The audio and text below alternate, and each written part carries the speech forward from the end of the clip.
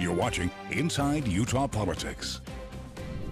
Time now to get some perspective on some of the big stories of the week with the Inside Utah Politics panel. This week we have Holly Richardson and Charlie Luke. Great to have both of you with us. Thanks so much for being here. Good to be here. Thank you. Let's start off with clearly the biggest story of the week, and that is the nomination of Judge Brett Kavanaugh. Yep. Holly, let's bring you in first. Is that someone that Utahns can look at and say, yeah, I like that nomination? Yeah, absolutely. I think he's going to be a great choice, and I think that he's not going to have any trouble getting confirmed. Okay, Good that choice. simple, Yeah. just like that. Okay, let's bring you in, Charlie. Sure. Democrats are really angry about this. Is it because of who he is and what he's done? No, or is it more about the process? A little that's bit of both. I think it's the process. I think it's the Merrick Garland thing. In all honesty, I think we could have had someone much more conservative than him. So, you know, we'll see how it goes. I don't think the Senate confirmation is going to be as easy as Holly thinks it will be, but I don't know. It'll still be successful. I right? think it'll be successful Yeah, too. yeah. But I think it's going to be. I think it'll be bruising. So do you see any of the Democrats coming over? There's maybe 4 that they're looking at that could possibly come over, or do you think it'll be a 50 Republican vote? I don't know. What's so interesting and sad, actually, I think, is that we've gotten so polarized with U.S. politics now that people aren't willing to look at the merits of a nominee, even for the Supreme Court. They're just being divided on party lines. And I hope that some Democrats will come across, but I would have hoped, you know, I'm sure the Democrats hoped that the Republicans would come across with Merrick Garland. So. Do you see any validity to the argument that is being made nationally that it'll turn back the clock on women's reproductive rights and health care for Americans? Oh, I think it definitely could, and not necessarily because of his appointment, but or because of his positions, but Republicans have made and Democrats have done it as well. I mean, we've made you know, pro-life, pro-choice, you know, political issues for the past 40 years, and so for that reason, I think, you know, there will always be some risk of that. And now that you see the court shifting more to the right for the first time in a long time, I do think it's a possibility. I think it's going to be tougher to do than just, you know, having 5 justices say, okay, well, here's how it's going to be. I do think we're going to see, you know, when it goes to the confirmation, we'll see some Democrats switch over. But I agree with Holly. I mean, I think he will be confirmed, but you know, it'll be tough. I think the Roe v. Wade, the Roe v. Wade issue is going to come up, and it is real. Okay, a very interesting poll from the Hinckley Institute of Politics and the Salt Lake Tribune on the Me Too movement, basically showing that there's growing suspicion of the movement, particularly from conservatives in the state of Utah. What do you think that's derived from? I think it's really sad, and I have friends who've said that this was something that they were worried about from the very beginning, where you finally have women willing to stand up, and some men as well, but willing to stand up and say, hey, this happened to me too, which is where you get the name sexual assault, sexual abuse. And people are saying, surely it can't be that, because that guy, I know he's a nice guy, right? And so instead of actually taking the message to heart, I think they're attacking the messenger, and it's a lot easier to just say that can't be true. Among liberals in the state of Utah, still ranked very high as a valid movement. Well, and unfortunately, I think it goes back to something Holly said on the previous topic. Americans have become extremely tribal when it comes to politics, and I think now that you have the president coming out against, you know, attacking the Me Too movement, you have other social conservatives attacking it, not because of what it is or what it stands for, but because they see it as an opportunity to further drive a wedge. That's exactly, I think, what's happening, and I think that poll reflects that.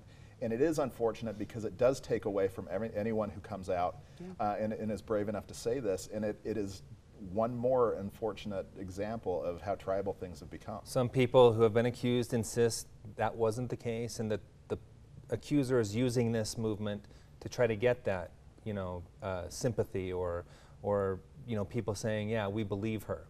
Is that happening? I think it's extremely rare. I mean, certainly the research that's been done on it said it's somewhere between 2% and 8% of reports made are false. But we also know, especially when it comes to rape, that at least 2/3 of them are not ever reported, because when women report, they're A, either not believed, or B, they're shamed, and the very first question is, well, what were you wearing, what were you doing, what did you do to cause this, right? And so I think you're going to see, again, women who are going to pay the price, and they're going to be less willing to come forward, because it's a heavy price to have your entire everything splashed across the news so that you can be discredited and not your attacker. Where do you see this movement going? Do you see it as a valid movement into the future? I think it absolutely is valid. I think it's long overdue. and I don't think it's going to go away. But I do think that, for the foreseeable future, as long as Donald Trump continues to attack, as long as social, media talk or social conservative, talk radio folks continue to hit on it, it will continue to be polarizing and detract from what the real purpose is, which is believing women and hopefully changing the culture so that this doesn't happen anymore. All right, let's move on to another topic that, for whatever reason, always gets a lot of attention here in the state of Utah. That would be daylight saving time. Our representative, Rob Bishop, introducing the Daylight Act, and it would basically empower states to do as they will on daylight saving. Is that a good idea, to leave it to individual states? I think it's a great idea. I don't think it's going to end up being very messy. I mean, I think it's a really easy solution to just say, welcome to Utah. We're on Utah daylight time, whatever it is. Even though you may have come from neighboring Wyoming and they're on a different time? I don't think it's a problem. And one of the things that I think is interesting is the argument that I have heard on the Hill has always been we have to go to daylight savings time during the summer. Well, my personal preference would be to stay on it year-round, not change at all. And the argument has been, well, we have to go to daylight savings time, but federal law prevents us from staying on it. Well, Rob's bill just does away with that, yeah. It's something we see come up all the time in the state, and it never gets out of committee even. Yeah. Why is it such a big issue here? Because people are passionate about it, and I mean, I like daylight savings, but seriously, Rob Bishop, I mean, he introduces a bill while you have the tariff issue, and all the international crisis that's taking place. Donald Trump is continuing to attack our allies and warm up to others. And Rob Bishop is focused on daylight savings, really? I mean, I'm not saying. So your argument being there's more to do than that. Seriously, yeah. I mean, yeah, daylight saving. Okay, it's an hour switch. I agree with, I'd like to see it stay. But the fact that we have a Congress and a U.S. House member focusing on this issue when everything else is taking place is. Well, let me just give you a different perspective, and I think that is we talk about we need people to take incremental steps and not go for, the Hail Mary pass every single time they run a bill. This is a little bill that might be able to get a win. I mean, come on. But Rob Bishop is a Republican in a Republican majority. Now's the time to be throwing the Hail Mary stuff. Let's do something big, but instead this is what he focuses on. There's big stuff too, but I think it's great. So we have about a minute left. Let's hit on NATO and the president's opening remarks there. Once again, some pretty harsh word for our allies in Germany. 30 seconds each. Are you concerned about what you're hearing from the president toward our allies? I'm extremely concerned, and I think that the credibility of the United States is more at risk now than I think it has been in decades.